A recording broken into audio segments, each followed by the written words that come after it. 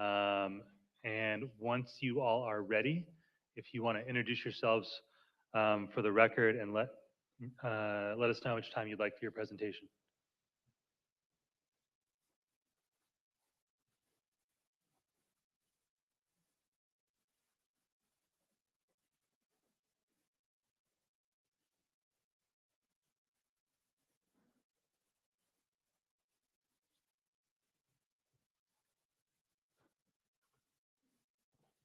And I've got a few comments before you all get started, but if you want to introduce yourselves to begin with. Good morning. My name is Ana Ancibia. I am the Executive Director for the Jackie Robinson Family YMCA. My name is Armand Harvey, President and founder of the Harvey Family Foundation. And my name is Barry Pollard. I manage a nonprofit called the Urban Collaborative Project in southeastern San Diego. Thank you all for being here today. Before the presentation begins, I just wanted to make some contextual comments about why I invited the Southeast Disaster Response Team here today to present. The impacts of the flood of January 22nd have been discussed on a number of occasions here at Council. Councilmember Moreno has spoken passionately about the impacts in her community. You've heard me speak about some of what I've seen in District 9. But what was very clear from the beginning was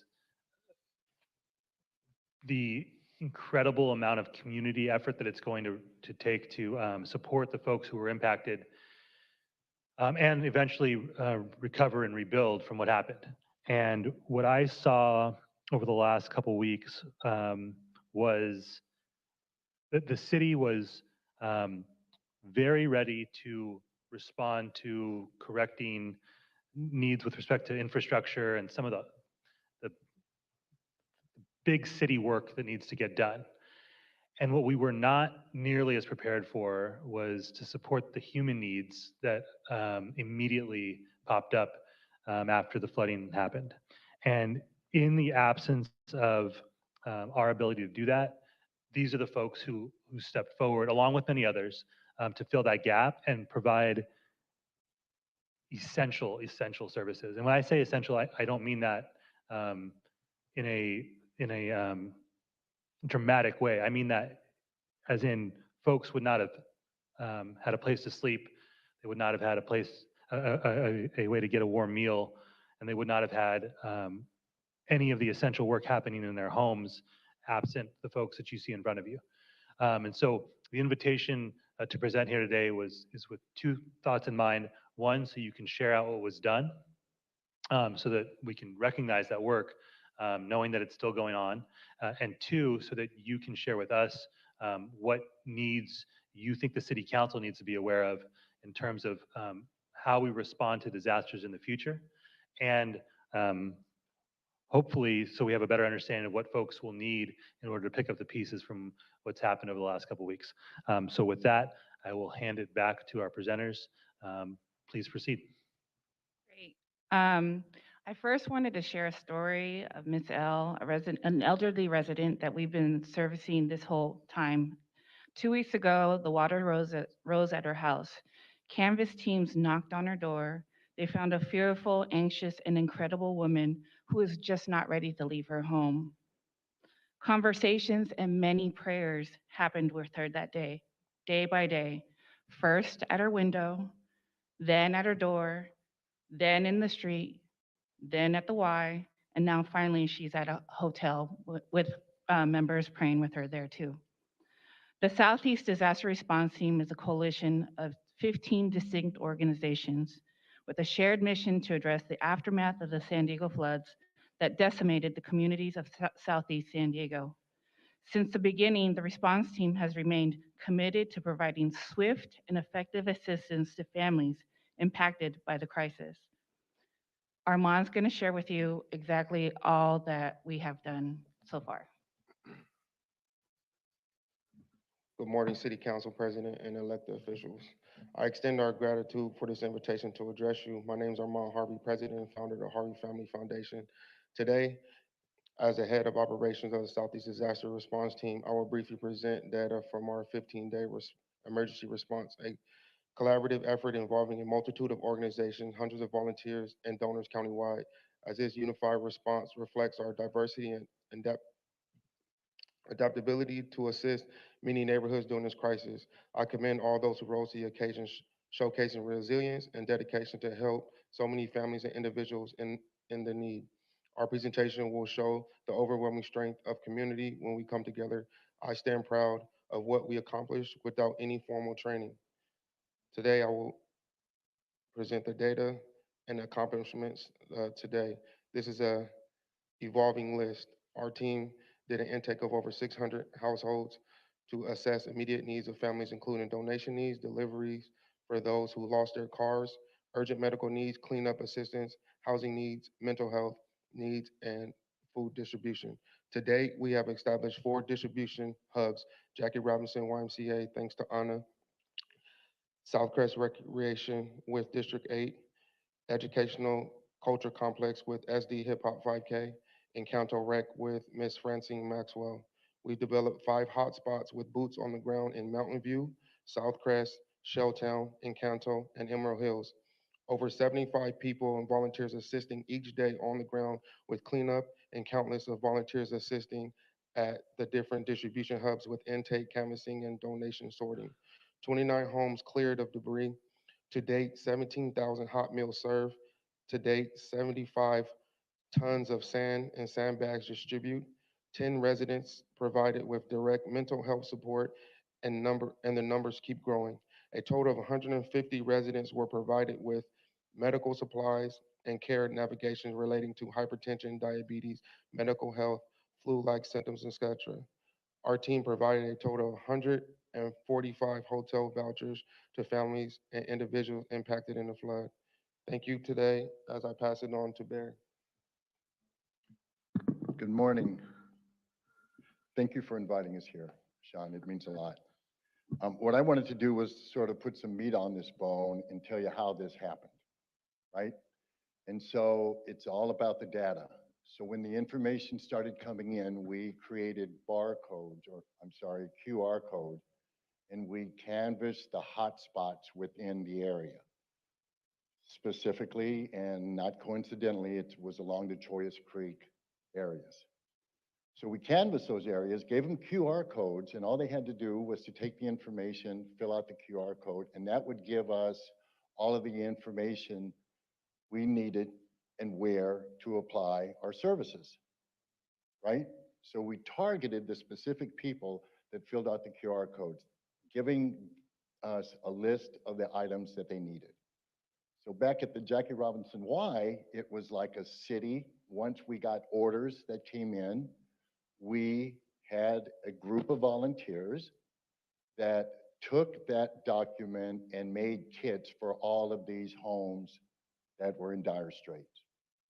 And we used the data to start looking at how many houses did we hit, how many families. We wanted to make sure we would do the most thorough job possible. And there's a specific young lady named Carmina on our staff that created the entire backbone for this. So it started off, and she deserves it. She really worked hard, and she developed this system that is now growing, and now other entities are asking us, how did we track all of this stuff? So we're alive and well in southeastern San Diego. No little mud storm is going to stop us. It raised up, we raised up. So again, thank you, and thank you so much for the southeastern San Diego community. Great, thanks guys. All right, so so we have some lessons learned here after what had happened. We're still astounded by how many people were impacted. They're still impacted today. And our community thrives on trust. When the emergency happened, we had to rely on trusted community messengers that you see behind us. The need for urgency and service today are that all residents are made whole, disaster response training for all Southeast neighborhoods, a coordinated app or database to manage a crisis, because we all did it through text messages at this point. The end of disaster monopolies that harm communities. A disaster response plan. We need a plan. We didn't have anything. This team came together just quickly and mobilized. An apology to the Southeast San Diego residents because they did feel ignored. And true and equitable infrastructure plan and actual work completed. So we need to find out what happens to our folks after this, because we've been there on boots on the ground for the last 2 weeks. And so we need to find out what is this transition plan so that nobody falls through the cracks here. Our team is very committed here. We had this collaborative is very committed. We want to work with you all to make sure that nobody falls through the cracks and that this never happens again and that Southeast is never ignored again.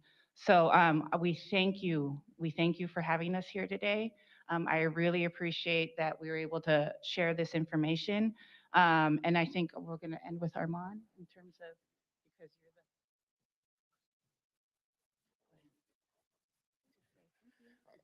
the. Sorry, I'm not much of a talker, but I really appreciate you guys allowing us to speak. It's just vital that we not forget the people who were affected.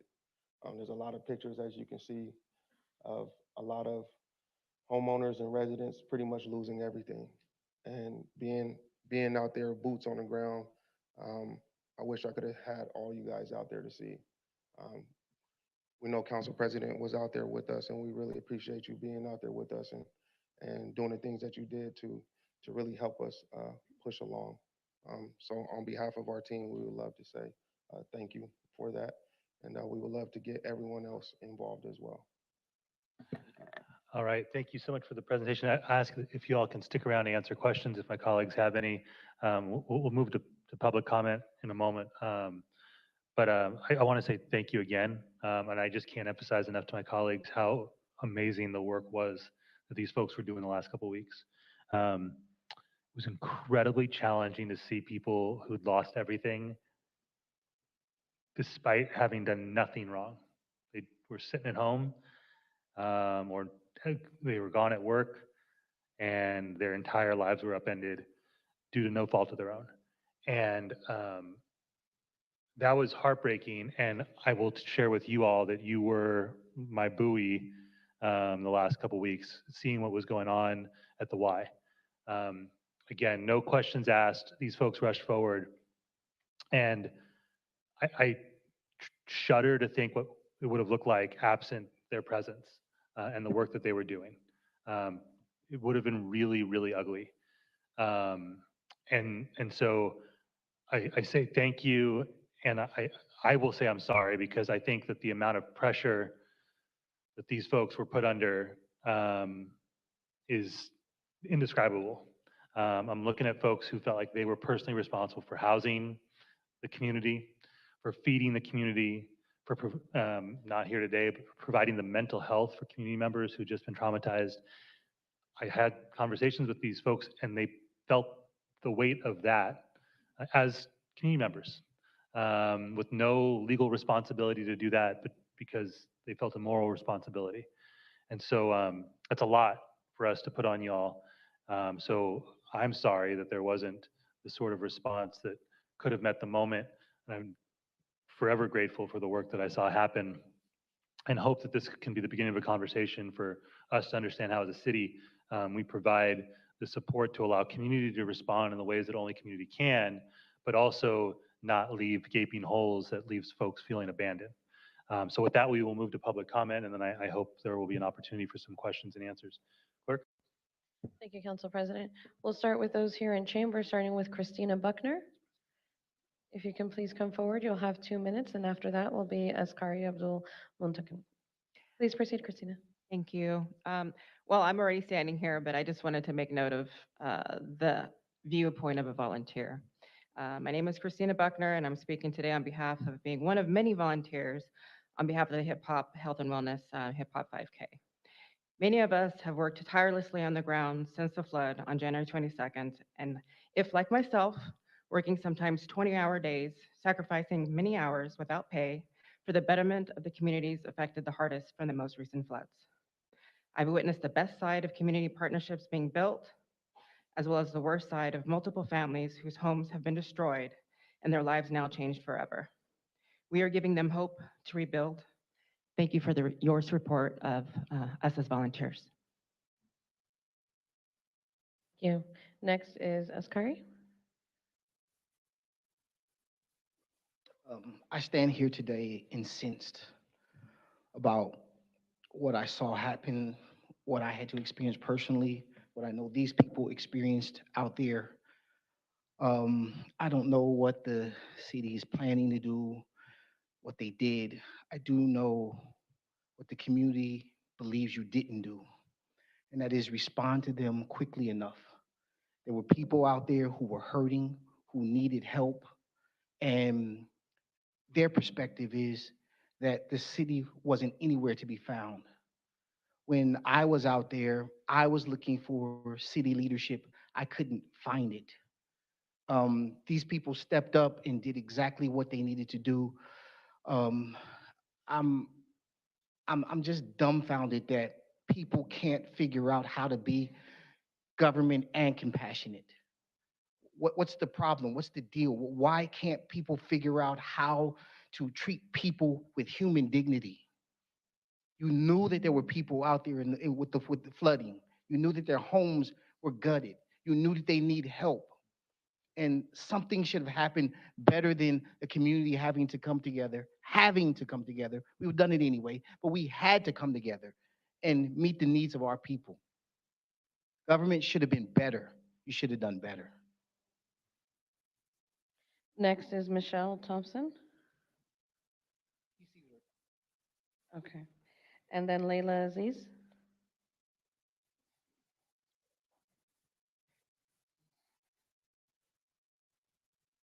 I clearly don't have my glasses on because I thought that was Von Wilpert.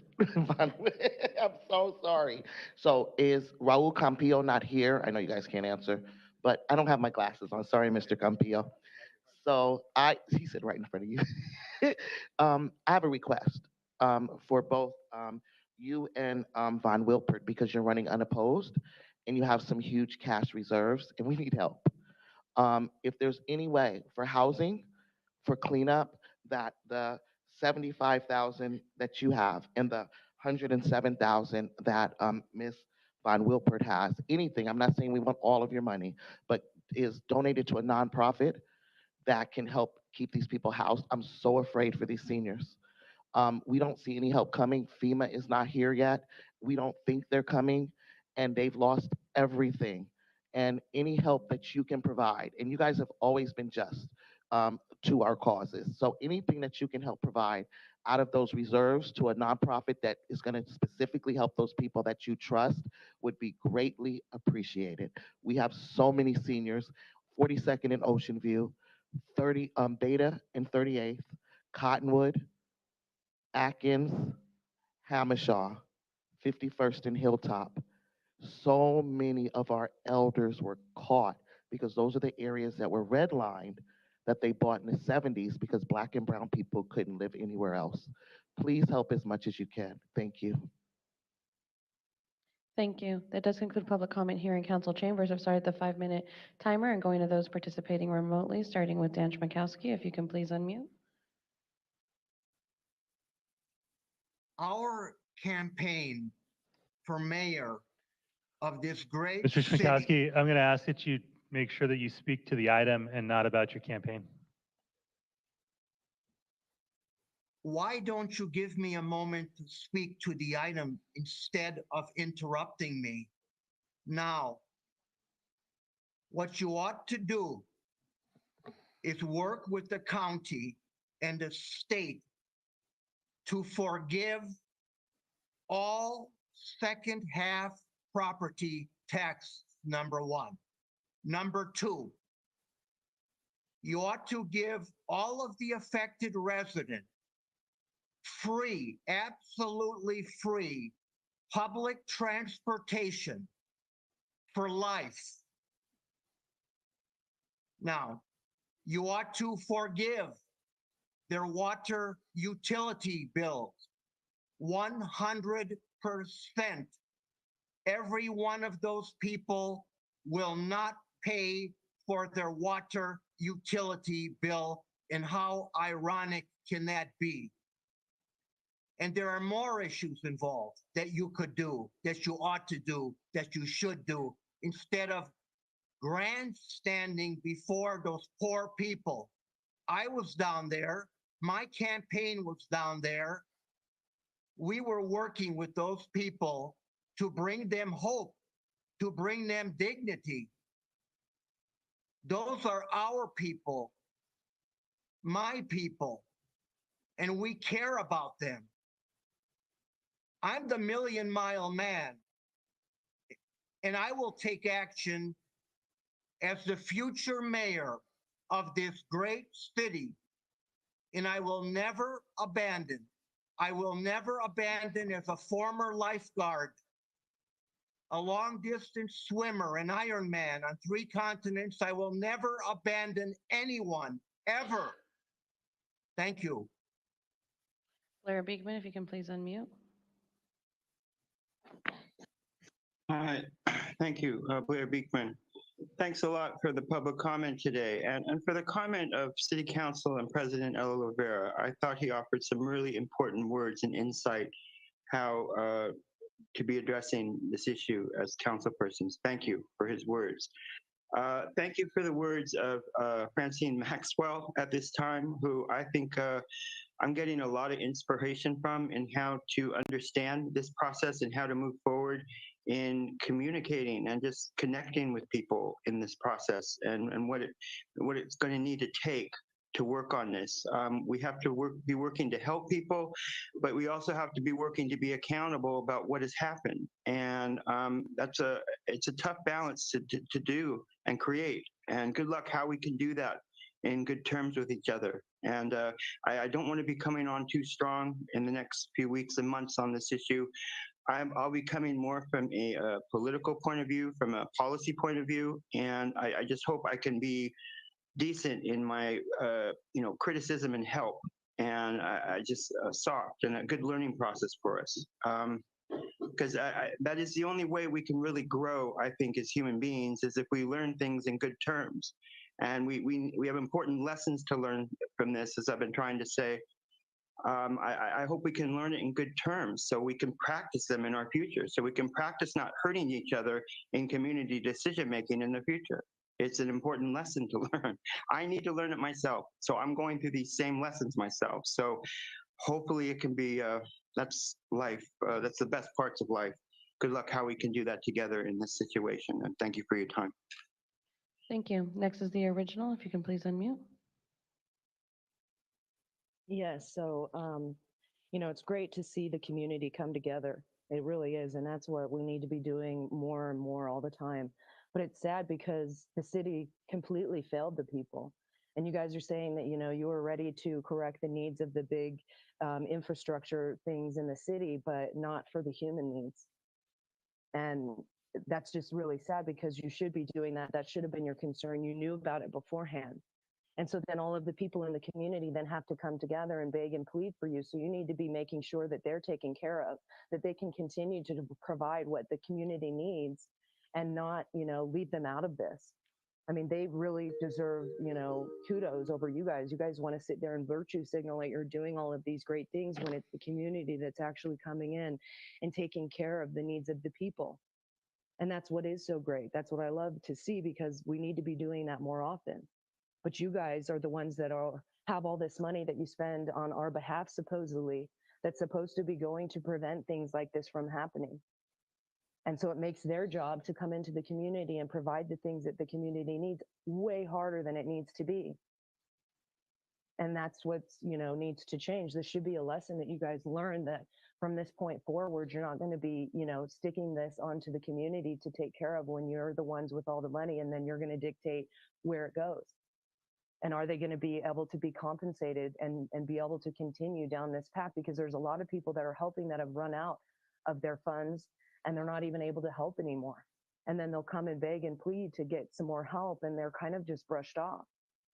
So, I mean, this is really serious. And I hope that, moving forward, you guys can change what you're doing and really make sure that you're doing your due diligence to make sure that not only the community has what it needs, but that you're not putting them in a situation where, we have to do this again, especially knowing that there's more storms to come. Your time has concluded. The 5-minute timer has also concluded here in chambers. We have 5 speakers with their hands raised. No additional speakers will be taken after that. Next is phone number ending in 7968. Please press star star 6 to unmute. Thank you, City Clerk Fuentes. Joyce Viñata, District 3. President Elo Rivera, thank you for this invite. This was really inspiring and uplifting, and I appreciate it so much. Thank you, speakers, and thank you, team. We love you so much, and we salute you. We appreciate you, and I loved what you said. I love the story about the elderly woman. Love the validation of how critical our data is in these situations in all of life. Thank you for that. And I hope I get this right. One of you said something very beautiful.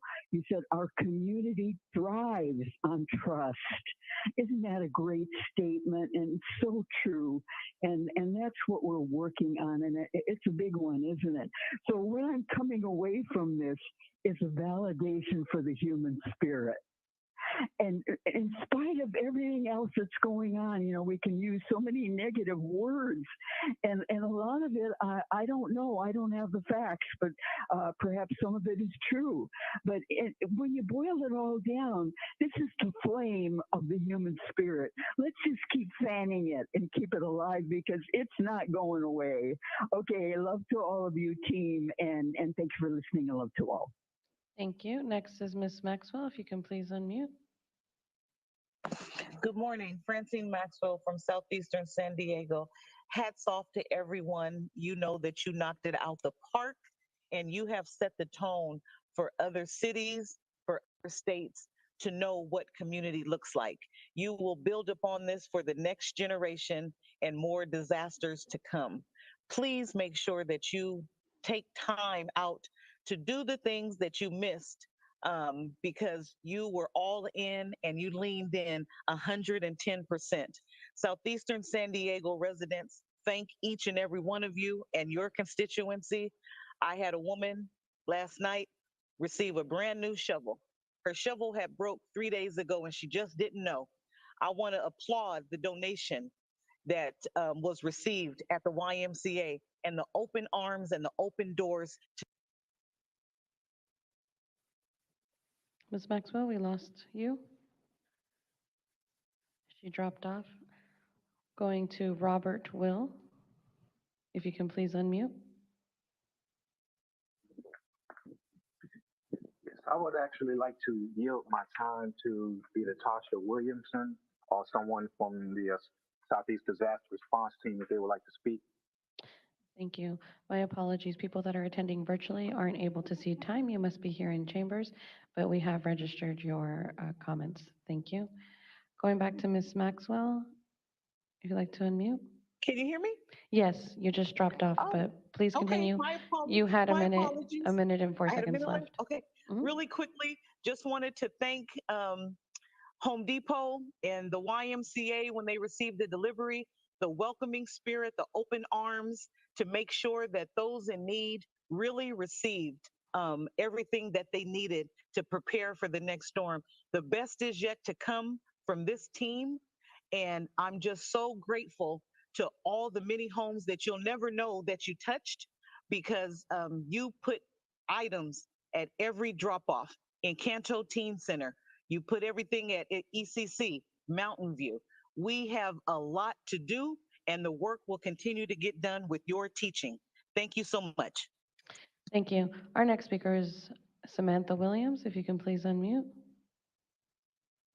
Hi.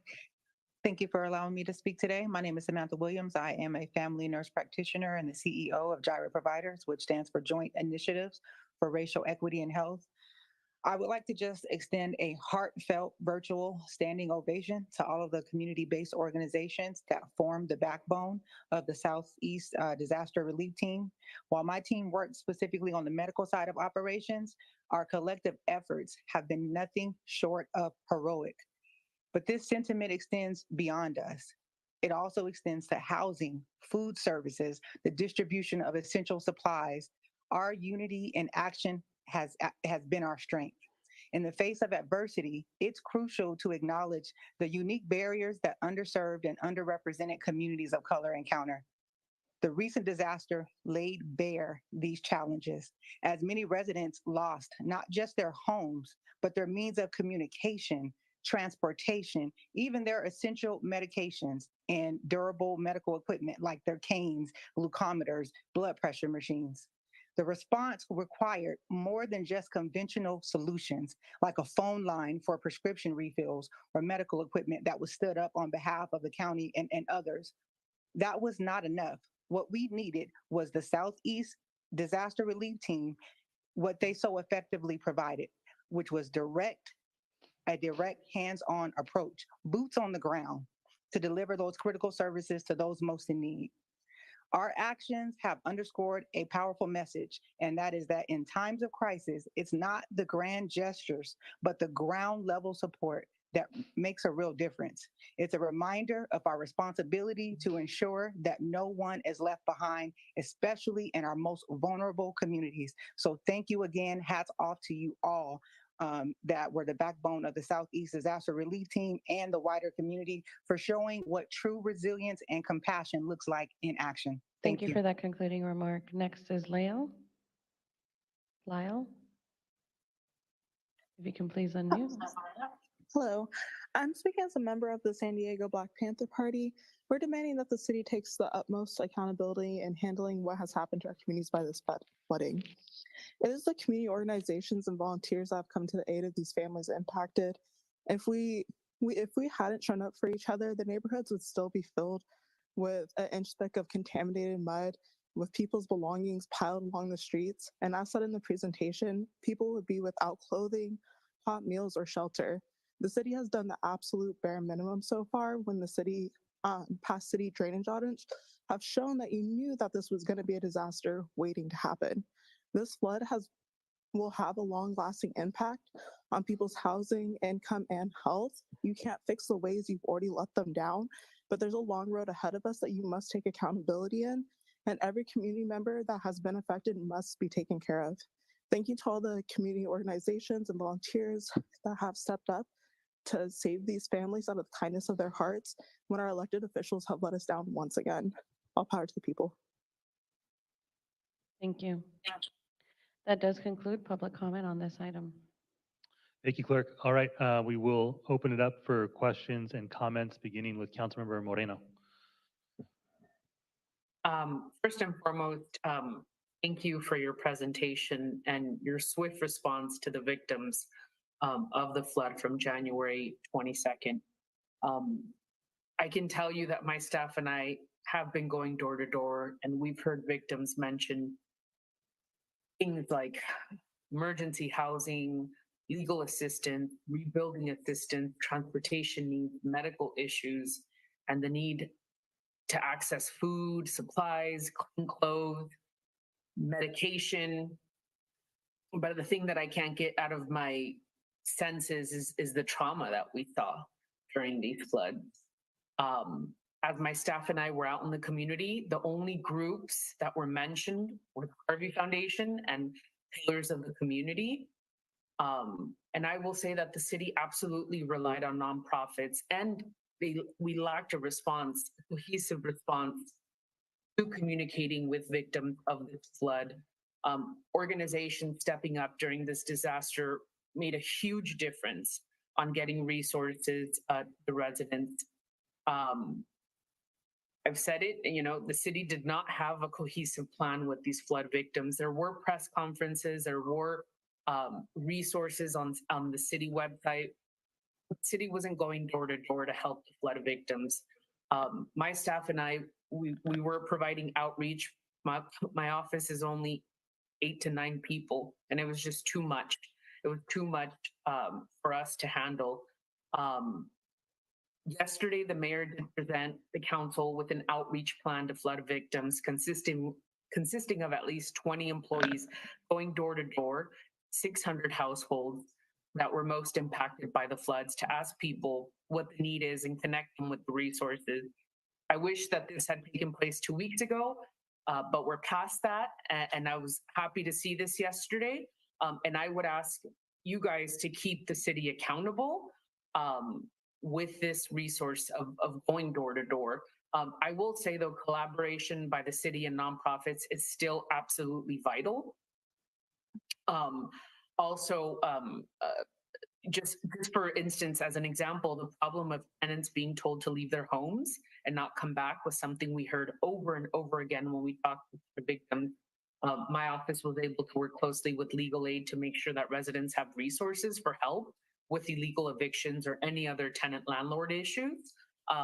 You know, organizations like that have stepped up, and that's just one example of a nonprofit that we have been working with to get help for our constituency that have been impacted by these floods. But I, number one, want to thank you for what you guys did in all of Southeast. You guys were all over. And I will say that on top of holding us accountable for the informational part, you know, communicating to victims of the flood, I have requested for more monies for the Housing Commission so that we can accommodate the emergency hotel vouchers. And so that's another one. But I thank you very much for everything that you guys have done. You guys have gone well and above your call of duty and your courage and your just the ability just to move so quickly and to help when the help was needed is very impactful to me. But I thank you for what you guys have done, what you guys did, what you guys are doing, and what you guys will continue to do as we continue to collaborate to address the victims of the flood. Thank you, Councilmember Moreno. Councilmember Whitburn. Thank you, Council President. Thank you for your heroic efforts on behalf of so many people in the community. And thank you for taking the time to come in today in the rain and share with us some of what you saw community members experience and some of the needs that you see remain. I was looking at the list of some of the things that you would like to see, and there was one phrase on there that I didn't recognize, so I wanted to ask you about that. You are calling for an end to disaster monopolies, and that disaster monopolies is not a phrase that I am familiar with, and I'm imagining maybe it has to do with the community being taken advantage of or exploited, but perhaps somebody can explain what you mean by that and what you've experienced.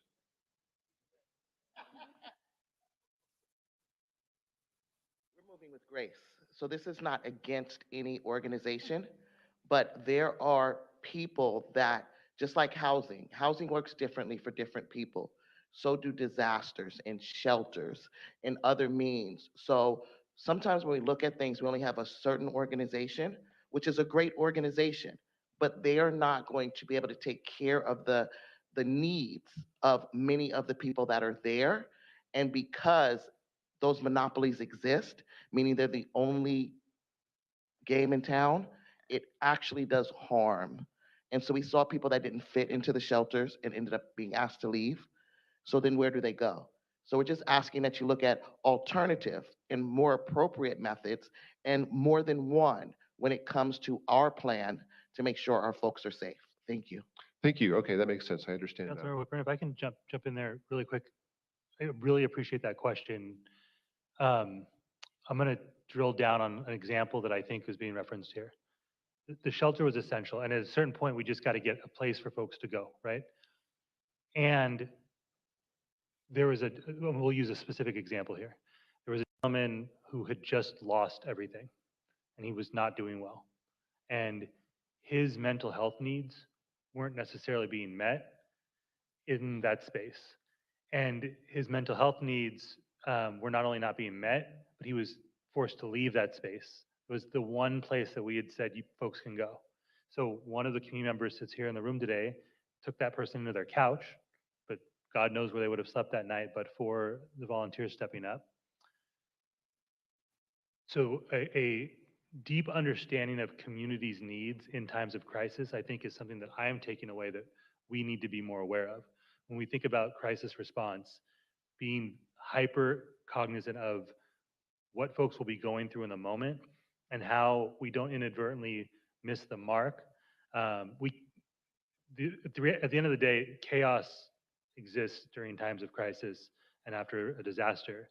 But the more thoughtful we are about who will be best positioned to step in and understand that chaos and translate it to the broader system, I think is super, super important. So I appreciate the grace with which that answer was provided, and wanted to provide a little bit more detail to what I saw is one of the examples of the conditions that existed on the ground. Thank you. But back to you, Councilor Whitburn. I didn't mean to interrupt your time. Nope, that was very helpful, and I understand. So thank you for explaining what you experienced.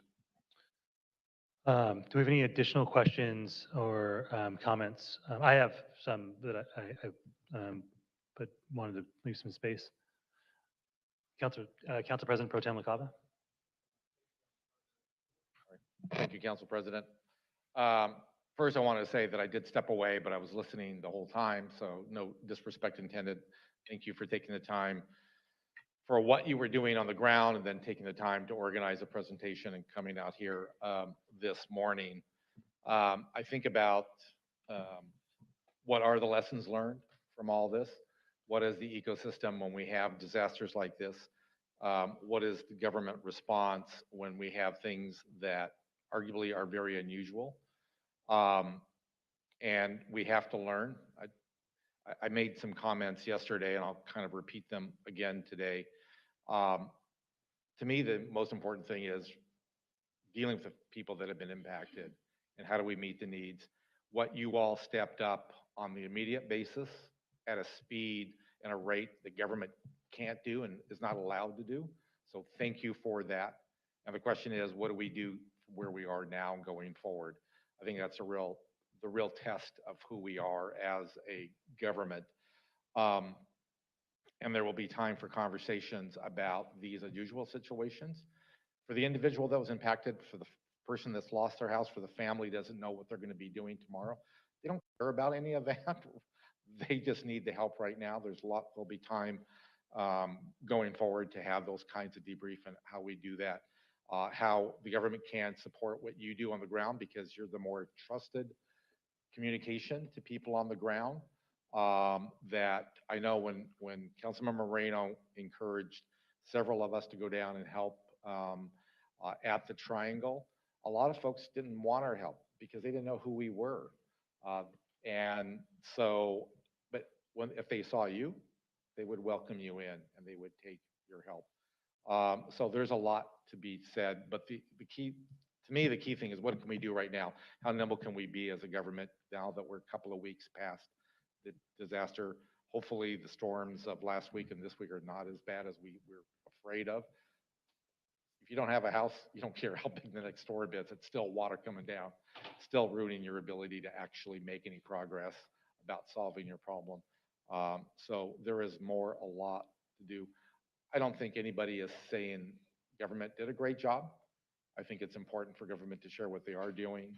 I think we're all very humbled about how awful things can happen, how quickly they can develop, how many homes, whether it's 600 homes or 1,200 homes or how many thousands of people that have been impacted. We are here now. We are responding. You put an idea in my head that I hadn't had before. I'm not going to say anything because I don't want to say anything that I can't deliver on, but you offered a thought that I will be following up at some level. But thank you for what you've done. And we can't thank you enough, but I'm glad the council president stood up to give you a space to share those thoughts to the council, to operation side, to the public that may be listening. So thank you for that. Thank you, Council President Pro Tem. Just a few questions for you all, because I do want us to be able to learn, and I hope that this can be an ongoing conversation as well. I know your efforts haven't ended, even if they're evolving. The first is with respect to housing. Christina, I know you did a lot of work on that front. If you don't mind sharing a little bit about the system. Sorry to put you on the spot. Folks know I do that though. If you might share a little bit about the system you set up You mentioned the 140 plus families. I think that equated to well more than that in terms of number of people, over 400 people in those rooms. And the work that you did to hand that off or to eventually to the Housing Commission and the other folks supporting on the housing end. Thank you, Sean. Well, in brief, none of it would have been possible without Urban Collaborative. Working side by side with Carmina in the beginning of things, collecting the data, knowing exactly who needed housing, who didn't, who was on the street, who was actually still in a house that was molded and flooded. Having those types of details were very intricate to knowing exactly what their needs were and that they were in a need of immediate housing. It was a lot, as you know, personally, for me. I think the numbers increasing from 10 to 30 to 50 to 100 to 200, it was just very overwhelming for little old me here. I think that the system, though, that was put in place in the interim was very important to collect and to actually assess who needed help right away. As far as their names, their addresses, and then also on urgency. There were a lot of calls of people whose homes were destroyed, but they're actually, with cousins, and although their immediate housing is a necessary need, but it was unfortunate, at least for me, to have to say, okay, gosh, their immediate housing need is immediate, but I really do need to take the person first that's on the street. And that was, I think, it was an emotional piece for me because, having a background in housing and knowing already that we're short on inventory, I took it very personally, as you know, like, oh my gosh, like we have to get everybody housed and not having the funding to do so. Thank you again to Urban Collaborative and Carmina. She was amazing in distributing all that data and kind of itemizing it in a way for anybody to take over and work with it. So thank you, Sean, for the time. For sure. And Christina, just the last thing. So, because I think at this part it's important for us to understand, given the housing crisis that we have. You mentioned the inventory piece, right? So I think a couple of us have talked about this. There was a math problem that existed in San Diego prior to the emergency, and that got a lot worse, right? Not only did we have more people who needed homes, we lost the number of homes that we were working with. Right. This is something that it's going to be a challenge for us for a long time because some of those homes aren't coming back in short order. But with the funding you were able to get, I mean, I was really impressed with the speed, right? So once vouchers, funding was in hands, rooms were booked, and folks were in those rooms pretty quickly. I think those first 140 folks who got in the hotel rooms, how long did that take? Well, I know I was responsible for probably about a little less than half with the help of the YMCA stepping in, but within less than 24 hours, yes. Very fast. Yeah. And so, I mean, I think the lesson for us is there's several there, but one is, with resources, obviously, there are ways to get folks housed quickly or sheltered quickly. And I think that is an important takeaway. So thank you, Christina, again, for the work that you did. Thank you, Sean. The personal touch that you added to it. And I also, Justin, not to put you on the spot, you did some pretty remarkable work in terms of cleanup and demolition. I think that part's important. If you can share what you are still seeing in folks' homes that you think the council should be aware of.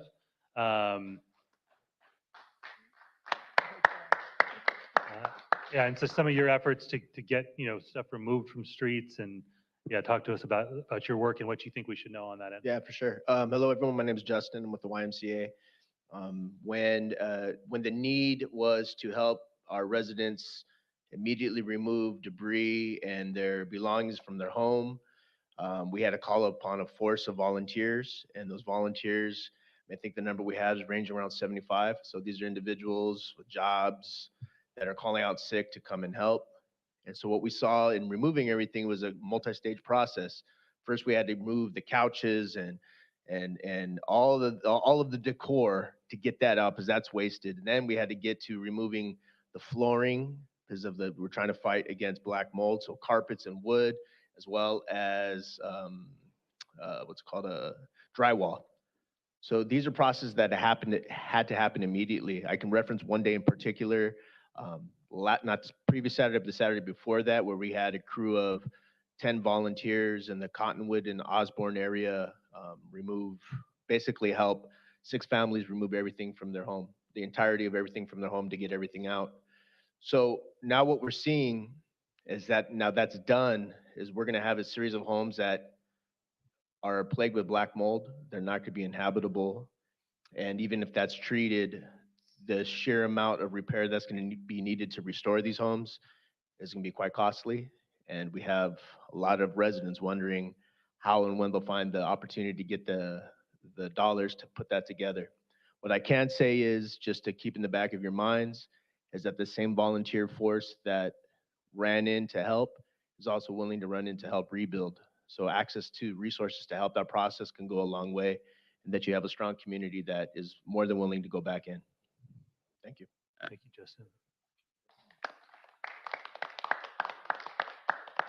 Thank you for that. And then the last question is just about food, and if you can talk to us a little bit about that's a growing need that we saw really start to grow and grow and grow over the last week or so. But talk about how you've been getting food to folks and the need that you anticipate for us to know about. Yeah, so as everyone knows, as soon as we started to get out there, we realized that people are going to need to eat. So we started off with calling out for restaurants to help us with the food process. We started to including our own funds between our individual organizations to supply 3 meals a day, breakfast, lunch, and dinner. We coordinated a process of times that we were going to be able to pre-hotels when we're going to go out to each of these blocks to be able to serve food. With the help of Urban Collaborative, we were able to go out there and survey those who didn't have access to hot meals or have a refrigerator, things like that. So during that process, we were able to schedule which restaurants or how we were going to purchase the food and get it out there to there. And a couple of organizations have already been through this process when it came to COVID, with people who weren't able to go to grocery stores and stuff like that.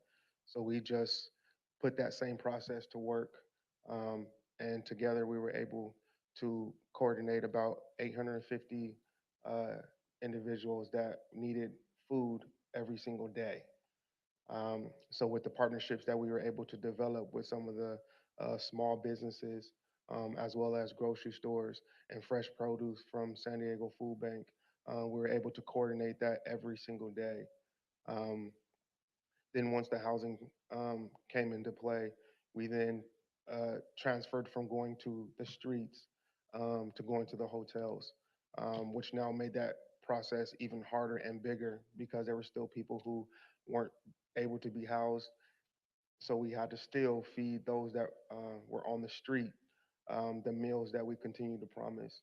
And through that, though the transition isn't happening, we have dedicated our services as much as we can to still to continue that process and giving these families the hot meals that they deserve. Thank you, Armand. Well, thank you again, for all the work that you've done and are doing.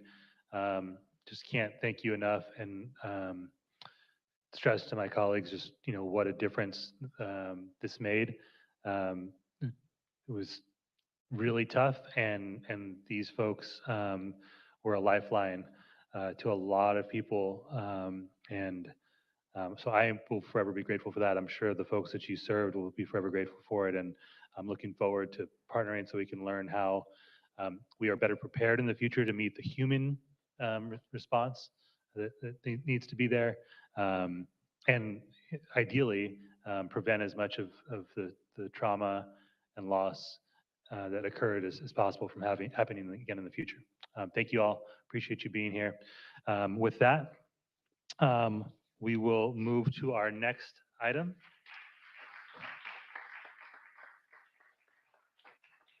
Clerk, if you'd introduce item 330.